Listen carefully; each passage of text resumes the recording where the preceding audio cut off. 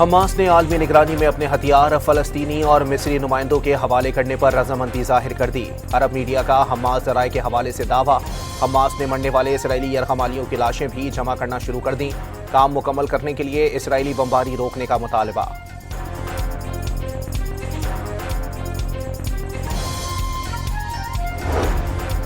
صدر ٹرمپ کا حماس کو غزہ پلان قبول کرنے کا مشورہ، اقتدار چھوڑنے سے انکار پر صفحہ ہستی سے مٹانے کی دھمکی دے دی۔ حماس رہنما بات چیت کے لیے قاہرہ پہنچ گئے، اسرائیلی ٹیم کل روانہ ہوگی۔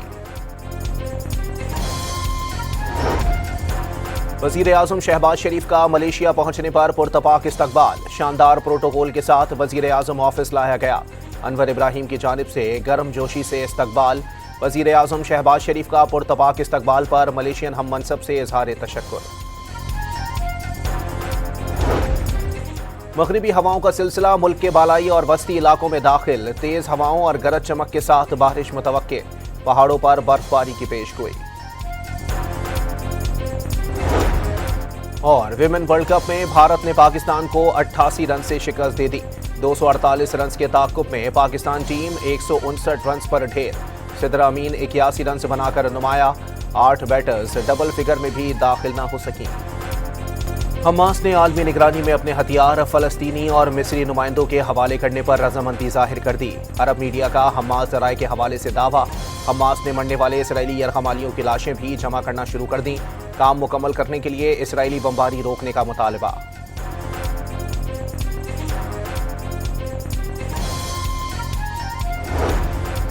صدر ٹرمپ کا حماس کو غزہ پلان قبول کرنے کا مشورہ، اقتدار چھوڑنے سے انکار پر صفحہ ہستی سے مٹانے کی دھمکی دے دی۔ حماس رہنما بات چیت کے لیے قاہرہ پہنچ گئے، اسرائیلی ٹیم کل روانہ ہوگی۔ وزیر اعظم شہباز شریف کا ملیشیا پہنچنے پر پرتپاک استقبال، شاندار پروٹوکول کے ساتھ وزیر اعظم آفس لایا گیا۔ انور ابراہیم کی جانب سے گرم جوشی سے استقبال، وزیر اعظم شہباز شریف کا پرتپاک استقبال پر ملیشین ہم منصب سے اظہار تشکر۔ مغربی ہواؤں کا سلسلہ ملک کے بالائی اور وسطی علاقوں میں داخل، تیز ہواؤں اور گرج چمک کے ساتھ بارش متوقع، پہاڑوں پر برف باری کی پیش گوئی۔ اور ویمن ورلڈ کپ میں بھارت نے پاکستان کو 88 رن سے شکست دے دی۔